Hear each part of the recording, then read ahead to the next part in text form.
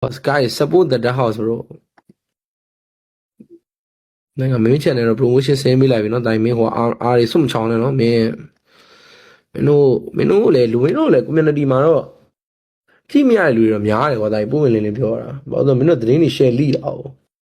tại mấy menu mà lùi la rồi làm hậu bien bảo giờ menu ở làm nhiều đi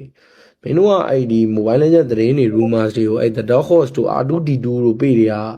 mấy lúc tụi mình ai thà bù video official channel đó bù video chủ ti ra đấy rồi menu ye ada je တခုကပရိသတ်တွေကမင်းတို့ပြီးတခြားပြီးတာပို့ပြီးတော့စိတ်ဝင်စားတယ်ဆိုတော့မင်းတို့ကြိုက်တာမကြိုက်တာရင်နောက်ထားပြီးတော့ရင်ဆုံးမင်းတို့ရဲ့ada je တခုကလူစိတ်ဝင်စားတယ်မင်းတို့ channel တွေကို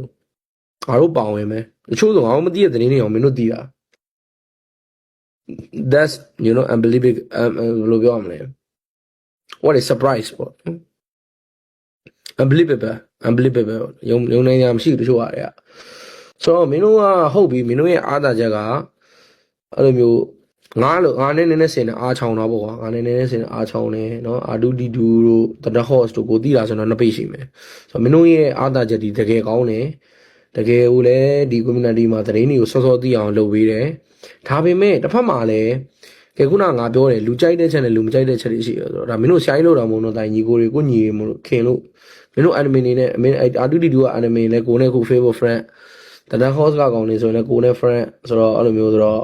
ဟုတ်ပြလူမုံများရည်တဲ့အချက်ကဘာတွေလဲကိုယ့်ရဲ့ပေကိုအဲ့ဒါကိုပြန်ပြီးတော့ senses ကိုဆိုရင်လည်းလူမုံများတာပဲကိုဆိုရင်လည်းလူမုံများတာပဲငါဆိုရင်လူမုံများတာမင်းတို့အားလုံးလည်းသိကြမှာဒါပေမဲ့ငါလူမုံများတာကိုနဲဝအောင်လို့